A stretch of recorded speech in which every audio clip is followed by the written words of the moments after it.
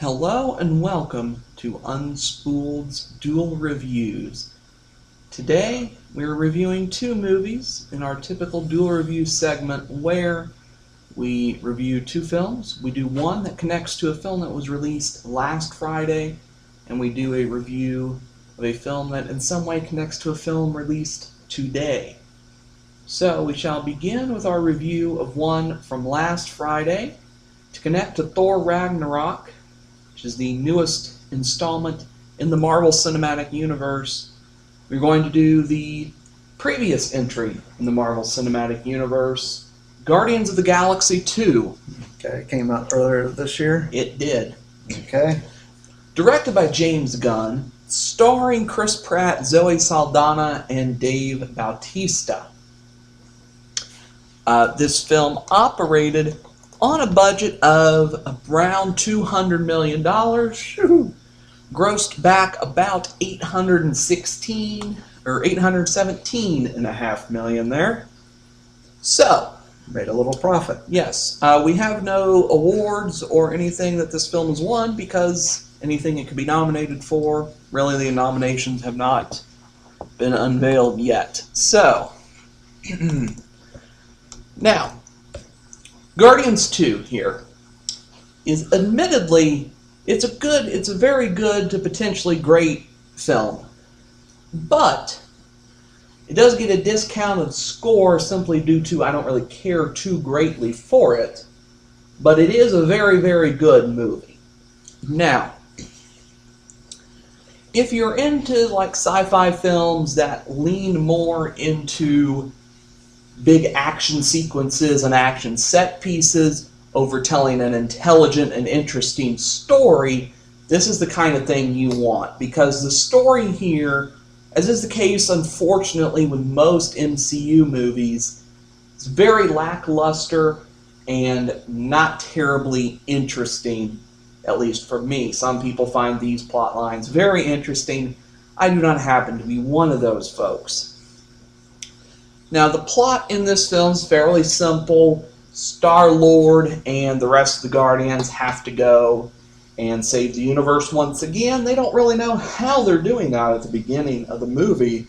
We stumble upon Star-Lord's father, and then they have to save the universe in some way here. I'm not going to reveal to you the plot here, Okay. since there is a bit of a twist halfway through the second act, roughly. Now, I do have to give great props to the cast here. Chris Pratt is terrific and really feels almost tailor-made for his role as Star-Lord here. The rest of the cast is fairly good. Dave Bautista does get a bit annoying for me in this role. He yells pretty much all his lines, which not something I particularly care for as a chosen style of line delivery, but Okay. could have been worse.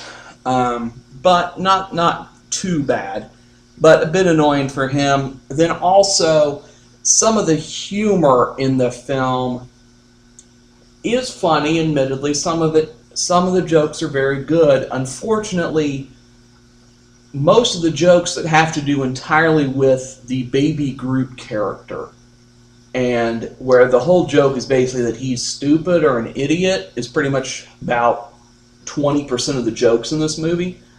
Those get quite repetitive and dull after the 10th one of them. Yes. You know? Okay. Ultimately, James Gunn's direction on this thing is great. He has a great flair for interesting angles, interesting editing sequences, and interesting editing choices that are very nice and refreshing and fun in an MCU movie. Unfortunately for me, they're wasted on this, but you know, that's fine. They are still very interesting and fun to watch. Unfortunately, just not a film I'm going to really watch probably more than the one time I have for this review. Also, I do have to commend Marvel itself for taking this very obscure comic book property, at least to a mainstream film-going audience, and making a cash cow out of this property here. Yes. You know, I'd like to see them do that with maybe some not so obscure properties. You know, Moon Knight movie would be wonderful, but probably not going to happen. Anyway, a bit too violent for MCU. But this movie is fine. It's very good, admittedly great. I would say I gave it actually an 85 on pure how good this film actually is, but with how much I liked it or how much I enjoyed it, it gets down to a 70% there for me. Okay. Wow. And also, I did feel the first Guardians movie, I actually enjoyed it more than the second one here. Yes. Okay. Well, I wanted, I really, really wanted this movie to, knock it out of the ballpark. I was really hoping this would be the movie to end all movies, and I could just watch this for the rest of my life, and it'd be the last movie I had to watch. Then you wouldn't get to see Star Wars 8. You sure you want that to be a thing? Well, that's true too. Okay. But it didn't do that. It failed on a couple of levels. Honestly, the main cast from the first movie is back. They added in Kurt Russell and Sylvester Stallone in this one. Okay, Kurt Russell does a commendable job. Right.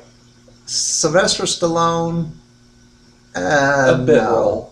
roll. Sorry. I just didn't get him, I guess. To me, the story bogs down. When we get into the big backstory and they just talk and talk and talk, and it's just way too much dialogue for me. Now the visuals, I'm sure that the CGI, that's where a lot of the 200 million comes in. I would guess, yeah. There's a lot of CGI visuals that are just really good. I mean, those are pretty awesome. To me, they just needed more action, less dialogue, and a bit more plot. I'm sorry, I thought the plot was a bit thin on this one. And honestly, I say this about a lot of movies, the time is just, they could have shaved like 20 minutes from this film and it would have been so much better for me. So I ended up giving this movie a 77. I'll probably watch it again, at least bits and pieces of it. Some places of the movie I will not watch again probably. Oh, okay. But some of them I will certainly watch again. And yes, the humor does. It's funny in spots, but it does run dry and overused sometimes. Right.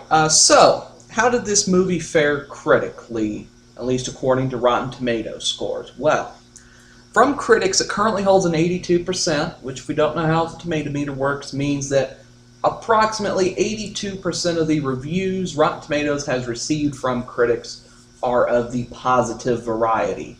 So very few people did not like this movie from a critical standpoint.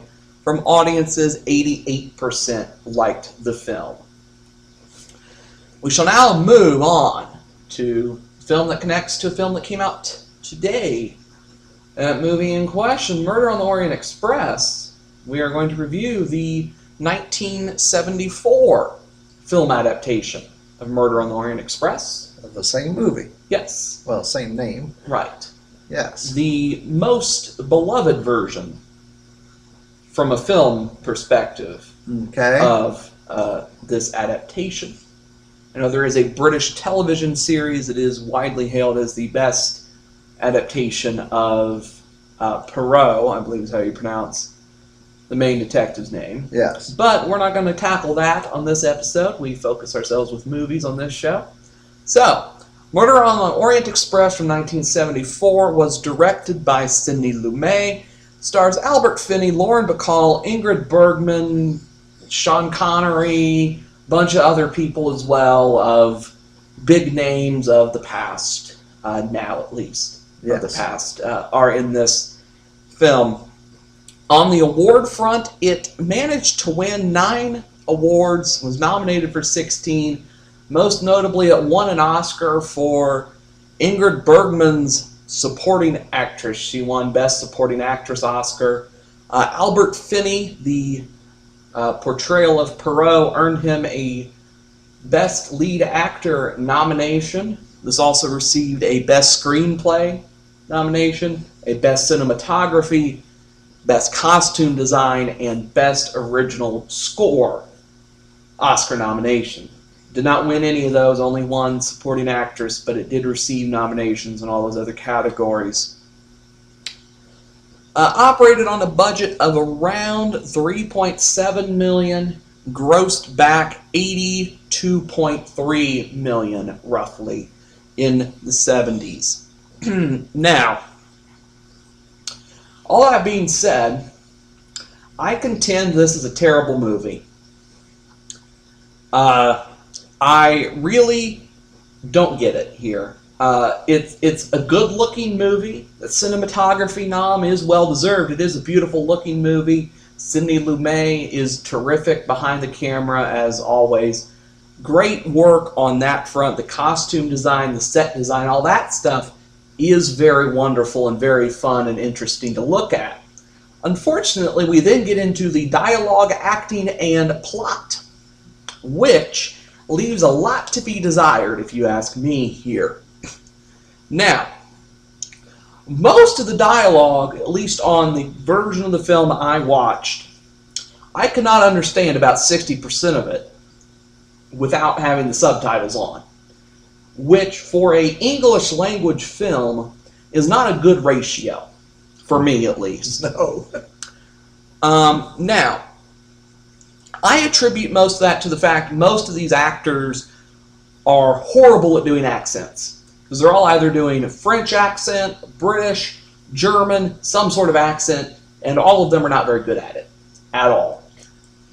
The final reveal of this film, I'm not going to give away the reveal if you don't know yet, but to me, which this is probably more an issue with the source material I have than with this particular film adaptation, to me, the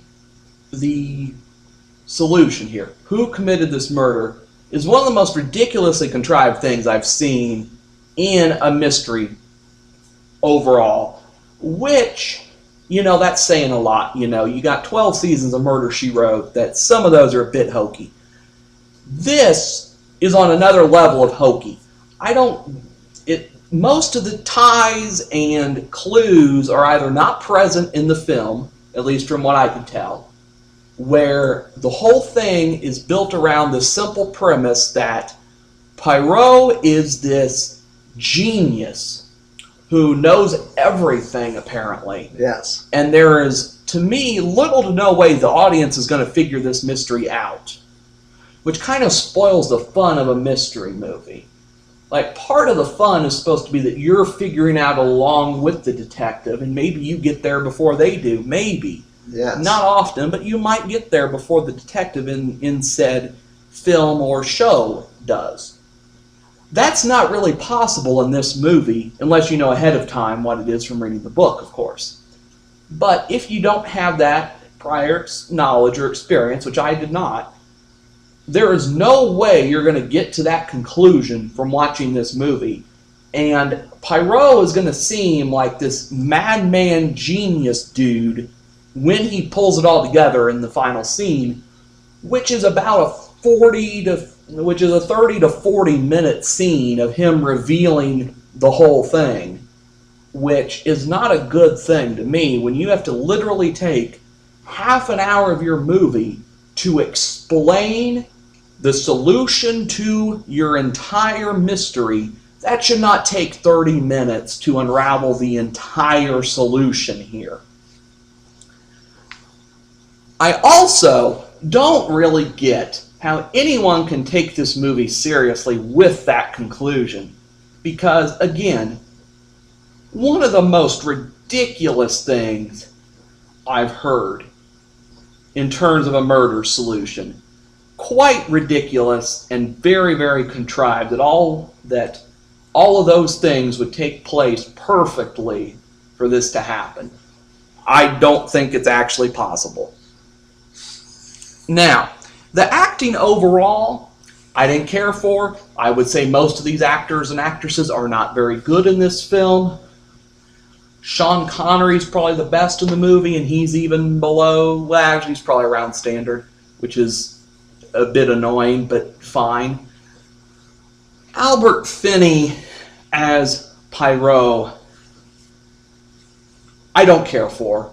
I think he was terrible. I think he was the worst part of this movie. Couldn't understand 90% of his dialogue or how he figured out any of this, which is more an issue with the script than his character, but I don't get any of that at all, other than that he is this super giant genius brain dude who knows everything and anything. Yes. And also, it's established in this film that basically his like train cabin or whatever, like borders the one that got murdered, or is like 2 rooms down or something like that. Either he is deaf or he was like unconscious when you hear how this murder was committed. I don't see how he didn't hear 90% of it, of what was going on. That I don't get, unless this is a soundproof train, which I don't think it was a thing in the 30s when this is set. I don't get how that happened either. Me neither. The film also does suffer from the script being insanely contrived and also filled with completely unrealistic and absurd dialogue as well. That's the issue. The parts of the dialogue I understood were so ridiculous that no one is going to say this thing. Maybe in the 30s, that's the one thing that helps them. That, okay, maybe in the 30s people might say these kind of things, but no one else is ever going to say this stuff unless they are literally subpoenaed into a police interrogation room, not by some random fat dude on a train coming to ask me questions. Okay. Additionally, none of the characters are remotely fleshed out very well, or very detailed characters, or really give you any reason to believe that any of these characters would have or could have committed this murder. First off, that's the other issue here, that at least how they're presented in the film, I don't believe any of these people would have been able to commit this murder, except maybe Poirot himself. I could buy him doing it, because he seems a bit psychotic in this adaptation to me. Mostly just because I think he must have been drugged out to come up with his solution. But he's about the only one I could buy actually committing this murder, which he does not, of course. That would actually maybe be quite interesting, but you know, they didn't take that angle here with this film. I really, and also due to that, you don't really care about who killed this person or anything. At least I don't. Watching this movie, I don't care who killed this dude. I just wanted to make the train move and get the dumb thing over with, at least. That's what I want to happen most of the movie, for them to move on from this stupid plot here. But no, we got to sit here on this train that's stuck by like 2 feet of snow and wait for 2 hours for a plow to come and plow the train out of the snow so it can continue along its path. Really? Yes. Okay. Now, I can't really believe, this is more a source issue again here.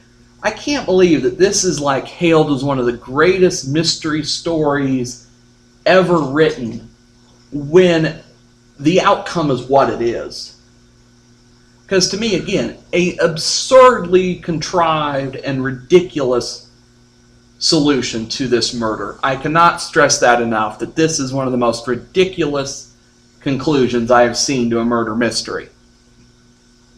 This is one of those movies that could benefit greatly from a remake, which hopefully this year's version does benefit this movie greatly. Because there is the potential here for a potentially interesting mystery. Now, the problem there is you're going to have to stray from the source, I assume, here to make it more interesting and change the final outcome to make it a not insane outcome. But I don't think they would do that. So there is a way I think you could keep the finale as is, but still make a interesting movie that is then just going to be spoiled by a final act. But, you know, you could do it if you make it very believable, is the thing, too. You have to really make it believable, this solution, which they fail to do in this film as well. But I think there is the potential here to make a very interesting murder mystery if either you change that outcome or you make it much more plausible than it is in this version, at least. Now, this film ultimately is an absolute waste of Sidney Lumet's talent and flair for interesting camera angles and cinematography. It's fine to watch for that if all you want to see is Lumet's camera work and how he frames shots and that kind of stuff, and you just want to take in the scenery and the costume and set designs. This is great for that. This is a great movie to watch on mute. The issue is when you turn that sound on and you have to hear both the dialogue, the line delivery, and then also you have to figure out, you have to then hear the plot, is where this film falls apart, unfortunately, for me. So, again, I don't recommend paying attention to that plot, or you're going to really wonder, why are murder mysteries a thing here if this is one of the finest shining examples of the genre? How is this a thing? So ultimately, I gave this film a 40%. I believe that is the lowest score I have given out to anything that we have actually reviewed. Yes, I think so. Wow. Did not care for it one bit. Okay. Again, Lumet's direction, great. Everything else, no. Okay. Well, this is going to be hard to follow. That's for sure. Well, I'll start with the fact that I gave this one a 72%.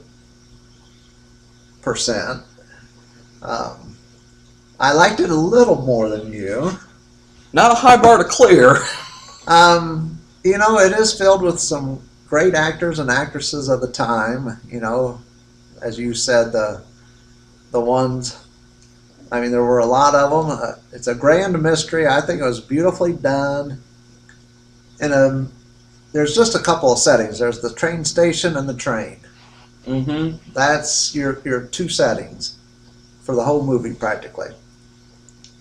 There is a problem, yes. There is so much dialogue in this movie, and a whole bunch of it was hard to understand. Oh, wait, also, I need to add the solution here. Either these people are part of some cult, or they are the most meticulous planners known to mankind to pull this off. I will also say that here. Yes. You know, the dialogue, it's hard to understand. And I'm wondering, you know, I need to probably rewatch it if I could. I don't recommend. You know, put on the closed captioning if it has it, so I can see the subtitles and see if there were things I missed in the dialogue that actually did explain some other stuff that, you know, he reaches. Yes, you mentioned Murder, She Wrote, and I know sometimes it's very contrived, like, well, there was a button in the corner, which means you had to be the killer. Mm-hmm. And this is kind of like that he made some things like, what? Okay, so there was a toothpick in the cup of lime juice, so that meant, what?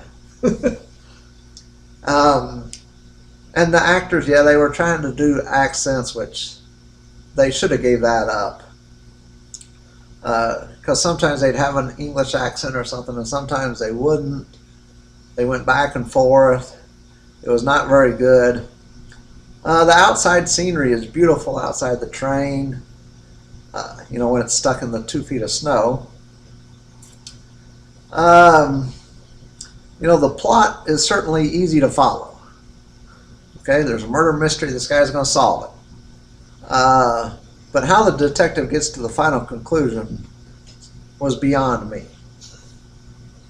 Hopefully it was some of the dialogue I missed, but I don't think it was. My biggest problem with the movie is the murder itself, and the solution, of course. Mm-hmm. As you said before, I swear on this train leading up to that last 30 minutes, everyone on the train could hear every little sound made. They complained, well, I couldn't sleep because someone walked down the hallway, and I heard their footsteps for 20 miles, etc. And yet, this guy and the murder occurred, and he never heard a thing? Give me a break. Unless he was, they put sleeping juice in his drink or something. Okay. Yeah, I'm not sure why this is considered a classic, except for the amount of stars in it, and that it is a decent story. It just doesn't really make sense. I'm sorry, the murder doesn't make sense, and how he comes to the conclusion doesn't make sense. Like I said, I gave it a 72, and I was being a little generous there, I think, but well, it needs work. Yes. How did this film fare among other critics that aren't us? Well, on Rotten Tomatoes at the moment, critically it holds a 95% from critics.